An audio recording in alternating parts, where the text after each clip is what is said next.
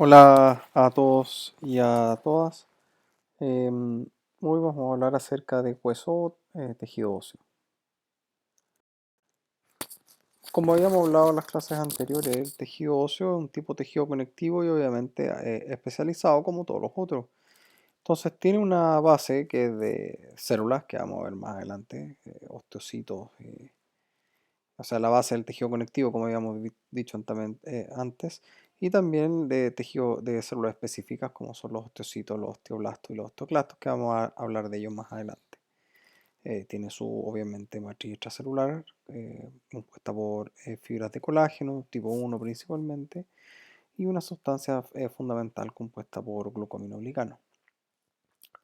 Además, lo que lo hace altamente diferenciado es la cantidad de sales de calcio y fósforo que forman cristales de hidroxiapatita que representan cercano entre un 60 y un 70%, más o menos. Y agua en un porcentaje del 5 al 10 y donde el 20 al 30 restante esta matriz orgánica de la que hablábamos anteriormente. Recordemos que el hueso es un marco rígido que entrega o tiene varias funciones, soporte, ¿cierto? Protección, por ejemplo, de órganos vitales como es la médula ósea, el tórax, los órganos de la pelvis, la columna, ¿cierto? Las vértebras protegen la médula espinal y el cráneo del cerebro. Y también obviamente es contienen y almacenan, ¿cierto?, los órganos y además son reservorios de estos minerales que hablábamos antes, calcio y fósforo. En caso del cuerpo requerirlo, de ahí lo extrae. Del punto de vista motriz también son las palancas de los músculos, ¿ya? Por los cuales los músculos ejercen fuerza. Si ustedes recuerdan de las palancas, son los vástagos o brazos de palanca por donde se realiza, o a través de los cuales, mejor dicho, se realiza el movimiento.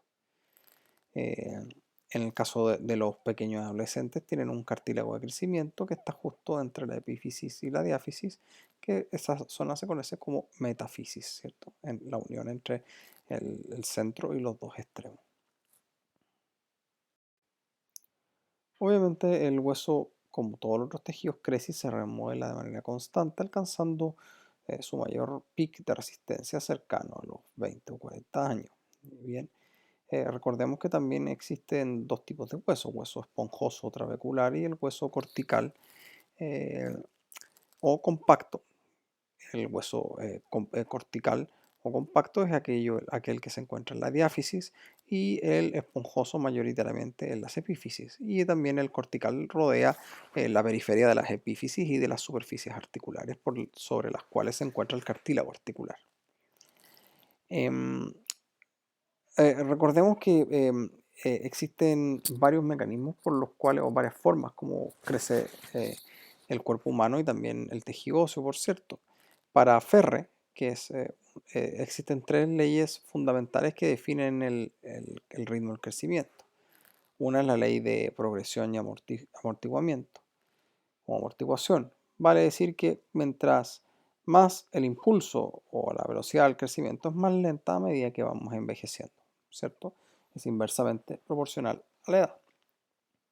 La ley de la alternancia es que existen periodos de crecimiento más lentos y otros más rápidos.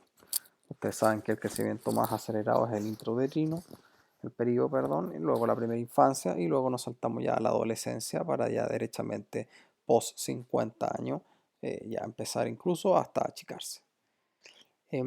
Luego tenemos la ley de disociación, vale decir, no todos los segmentos del cuerpo ni las partes corporales crecen de la misma forma. Por ejemplo, crece una extremidad superior, después una extremidad inferior, después la otra extremidad inferior, así se van de alguna manera disociando, no es que vayan creciendo al unísono. Y habitualmente los huesos crecen en longitud cuando uno es pequeño y poco en ancho, siendo el mayor ancho cuando ya el largo definitivo se ha alcanzado. Como les comentaba anteriormente, existe también, ya que estamos hablando de crecimiento, el origen están formados por tejidos cartilaginosos que van adquiriendo esta consistencia ósea con el tiempo, donde la osificación se inicia en la parte central o en la diáfisis, pero su centro activo se está ubicando, o sea, se ubica en la epífisis o en la zona distal del hueso. Ya este centro de crecimiento, que recibe el nombre de metáfisis, se haya separado de la diáfisis por un cartílago de crecimiento que después se va osificando. Los huesos crecen en espesor o en grosor por la formación de nuevo tejido debajo del periósteo, que es la membrana que cubre el hueso, y en longitud por la proliferación del cartílago que después se empieza a osificar. Dentro del esqueleto humano, los huesos también tienen diferentes tiempos de osificación que muchas veces se utilizan para ver si es que una persona va a seguir o no va a seguir creciendo. Por ejemplo, las costillas se osifican relativamente rápidamente, pero los pies lo hacen antes que las manos, por ejemplo, la pelvis cerca de los 20 años y los cuerpos vertebrales alrededor de los 25. Y también hay diferencias de género donde la clavícula, en el caso de los hombres, y la pelvis de las mujeres son los últimos puntos de osificación. Por ende, el crecimiento va a colaborar en que las personas vayamos aumentando de peso. Ahí ustedes van a poder ver también en esta diapositiva que se habla de la ley de Wolf, que básicamente tiene que ver con el uso. Vamos a hablar de ella un poquito más adelante, pero en resumen la ley de Wolf indica que a mayor carga, mayor densidad ósea, a menor carga, menor densidad ósea. Vale decir, la densidad del hueso y su calidad va a depender sí o sí de la carga que reciba. Y si no recibe carga, ese hueso va a ser reabsorbido. Con respecto a las estructuras del hueso, existe lo que se conoce como una unidad funcional, que es básicamente el osteón con su canal harvesiano, que es inervado e irrigado. ¿Qué es lo que es un osteón? Un osteón es una serie de laminillas concéntricas con una matriz mineralizada, donde entre cada laminilla hay una laguna con su osteocito, que es la célula por esencia del tejido celular, que es la célula madura, ¿ya? Estas lagunas están conectadas por canalículos y a su vez con un canal harvesiano que son longitudinales, ¿ya? Muchas veces los canalículos se les conocen como eh, eh, como canal de Volkmann, ¿ya? Que son perpendiculares. El periósteo que rodea al hueso, periféricamente desde su cara externa, desde ahí emergen los vasos sanguíneos que pasan por la corteza por los canales de Volkmann, conectando canales harvesianos, bien digo, y llegando hasta el tejido óseo esponjoso, donde en la capa interna hay células osteogénicas que crean nuevos huesos, que son los osteoblastos. Y luego en la parte interna, en el endostio, que en el caso de los huesos largos constituye el forro del canal que tiene los osteoblastos y los osteoclastos, que son los otros dos tipos de células. En términos simples, los osteoblastos son osteocitos que todavía no están maduros. Como mencionábamos anteriormente, existe una renovación del tejido óseo continua y que se produce gracias a estas células específicas. Los osteoblastos, que son los responsables de la formación de tejido óseo nuevo, los osteocitos, que son los osteoblastos maduros, que ya están rodeados por matriz mineralizada, y que tienen una actividad menor, pero aún así la tienen, y los osteoclastos, que se encargan de reabsorber o eliminar el exceso de hueso, ¿ya?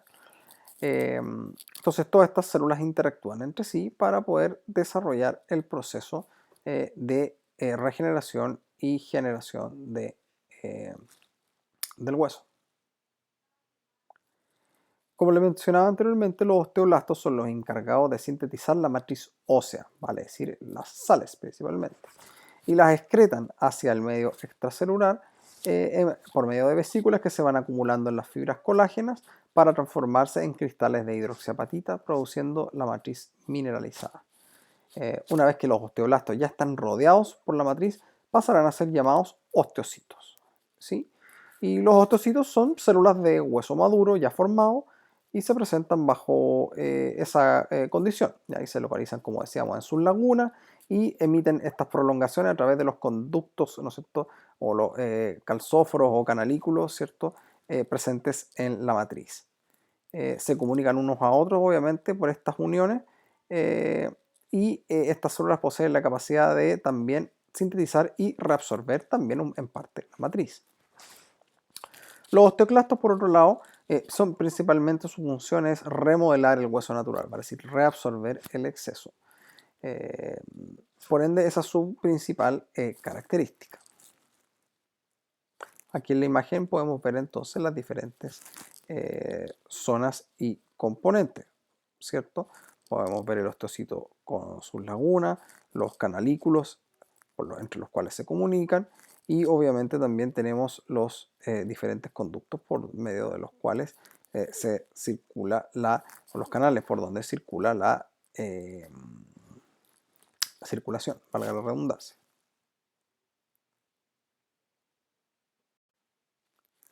Acá está lo mismo que hablábamos anteriormente, pero escrito, de manera que si desean recordarlo como apunteo, ahí lo podemos encontrar.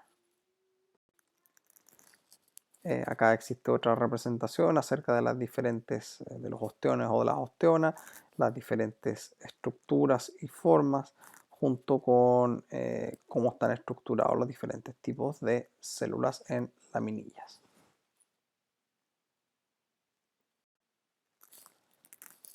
Aquí podemos ver una serie de imágenes donde a la derecha, en morado, está el hueso compacto, con el sistema Harvesiano, ¿cierto?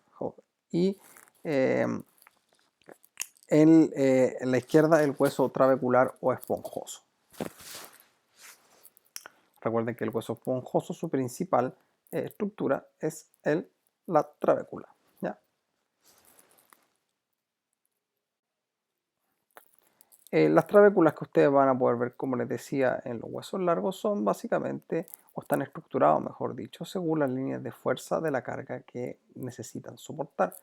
Como por ejemplo se puede ver acá las líneas de las trabéculas que van en línea con las líneas de fuerza de la pelvis y se traspasan al cuello femoral, al fémur y así sucesivamente. Si tuviéramos toda la extremidad inferior veríamos que hay un continuo de trabéculas que permiten ser una estructura tensegril como lo habíamos visto hasta el momento. Obviamente que en la matriz, como les decía, o el tejido óseo tiene un componente elástico y un componente rígido, elástico por el colágeno y rígido por sus sales. Y obviamente el hueso cortical, al ser más compacto, más rico en ese tipo de elementos más rígidos, tiene una curva carga de formación completamente diferente a la del hueso trabecular o esponjoso, como se puede ver ahí.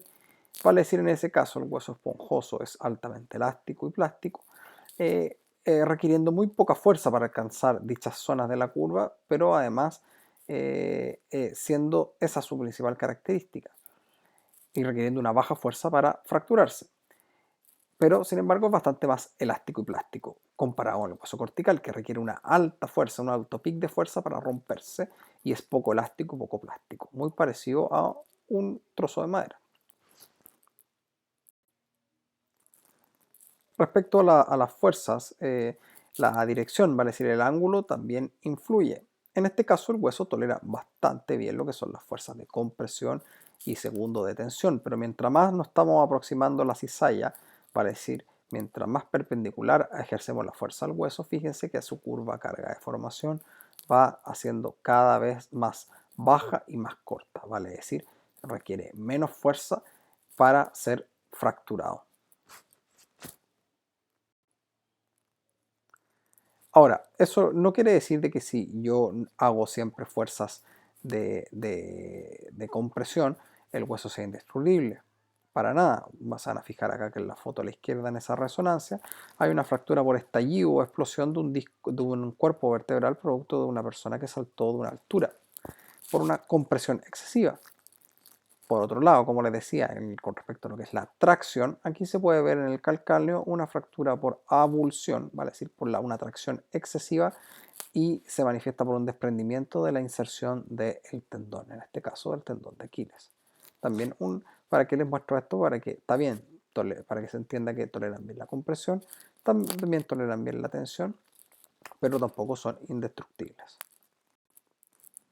Como les comentaba anteriormente, aquí están los megapascales de fuerza de la compresión, de la tensión y de la cizalla. Nótese que en cizalla se requiere bastante menor para poder fracturar un hueso cortical. Finalmente tenemos algunas implicancias kinésicas con respecto a este tipo de tejido. En primer lugar, tenemos que la susceptibilidad a ciertas fracturas va a depender de la combinatoria de fuerzas, ¿vale? Es decir, si tenemos compresión, contorsión y cizalla, obviamente que es más fácil fracturar con una menor fuerza. ¿Qué otro tipo de situaciones también es cuando el hueso no se alcanza a recuperar con respecto al periodo de estrés o de fatiga o de desgaste? Por ejemplo, una frecuencia de carga elevada, muy frecuente, por ejemplo, como vamos a ver un poco más adelante, en deportistas o en trabajos que tienen altos movimientos repetitivos de choque de prominencias óseas, como corredores, por ejemplo, o aquellas personas que golpean con alguna parte de alguna prominencia ósea una superficie dura. La edad obviamente hace que disminuyan el hueso esponjoso y también el grosor del hueso cortical, por ende lo hace ser más susceptible. Recuerden que la demanda mecánica hace que el hueso sea más o menos susceptible. En este caso, la ley de Wolff. Manténse donde se necesita y se reabsorbe donde no. Por ende, los periodos de inactividad pueden ser algo, y serán de hecho algo de riesgo, como vamos a ver un poco más adelante. En este caso, por ejemplo, las fracturas por fatiga, como les decía en el caso anterior, ahí hay un ejemplo del talón de personas que corren de manera profesional habitualmente o con calzado inadecuado. Ese shock repetitivo produce un microdaño que no se le da el tiempo para reparar y sigue progresando hasta evidenciar esas fisuras que se ven ahí. En el caso del reposo o la inmovilización prolongada, está establecido, como les decía, ley de Wolff. Si pasamos mucho rato sin soportar peso, obviamente que nuestra densidad ósea va a verse afectada y puede ser incluso de un 1% semanal. O sea, pensemos que en 30 días una persona puede llegar a perder 30% de su masa corporal. Estamos hablando de inactividad total, por ejemplo, una persona que esté sedado en la UCI. De ahí lo importante y del por qué, además de por temas respiratorios, esas personas se les verticaliza, asistidamente obviamente, con unas mini grúas o entre varias personas se les sienta en un sillón, por ejemplo, o similar. La edad también, como les decía, la edad, las trabéculas se adelgazan y disminuye el número y también disminuye el hueso cortical. Y obviamente hay una cantidad de hueso esponjoso y cortical reducido. Y esto sobre todo cobra mayor relevancia en el caso de las mujeres, puesto que pasados los 40 años empiezan a perder cerca de un 2% de su masa ósea al año versus el 0,75% de los hombres, principalmente por el fenómeno asociado a la pérdida de estrógeno. Es lo que se conoce como osteoporosis, que es mucho más frecuente en las mujeres que en los hombres. Voy a subir una información acerca de eso para que lo puedan leer en detalle. Ahí se puede ver en la figura a la izquierda cuál es la diferencia entre la curva de estrés de formación, o mejor dicho, de la masa ósea, mejor dicho, y la edad con comparación entre hombres y mujeres. Fíjense que las mujeres alcanzan un decrecimiento bastante más precoz que los hombres y sin duda una magnitud de masa ósea significativamente menor a la misma edad que los hombres. Y a la derecha, lo que sucede con la edad, vale decir, en la curva carga de formación o estrés de formación, obviamente el hueso anciano tiene una curva bastante más corta, vale decir, bastante menos resistente que el hueso más joven. Por ende, ya a modo de resumen, ustedes lo van a poder ver más en detalle en la guía, realizar actividad física, una ingesta de calcio precoz y constante y terapia de sustitución de hormonas, en el caso de las mujeres de estrógeno, puede ayudar a paliar estos efectos de la osteoporosis asociada a la edad. Aquí hay otro ejemplo de lo que se conoce como osteopenia o pérdida de la masa ósea o trabecular. A la izquierda un hueso sano, a la derecha un hueso entre comillas más viejo. Nótese que hay más espacios negros, lo cual indica que hay una menor cantidad y grosor de las trabéculas, por ende menor capacidad de resistencia a las fuerzas.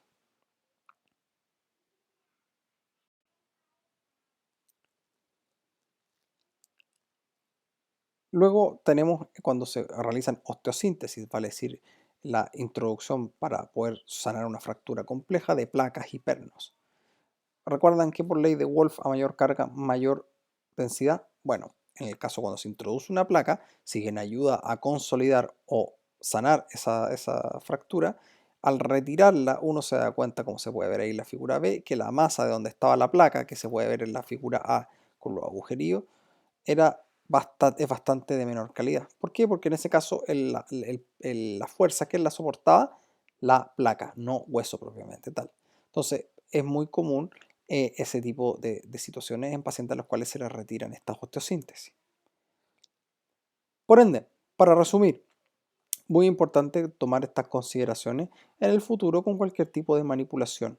Vale decir, si un paciente está encamado, si ha sido sometido a una cirugía compleja, si es mujer, si ha pasado por el periodo de la menopausia, es de mayor edad, obviamente que el hueso es altamente susceptible. De hecho, es muy frecuente en aquellos adultos mayores que están postrados que ocurran fracturas espontáneas por algo tan simple como ayudarlos a sentarse o cambiarlos de posición. Por ende, hay que tener mucho cuidado con eso y esas consideraciones en cualquier tipo de paciente que tenga las condiciones o la combinación de las mismas que describimos anteriormente. Bueno, espero que les haya gustado esta clase y nos vemos a la próxima.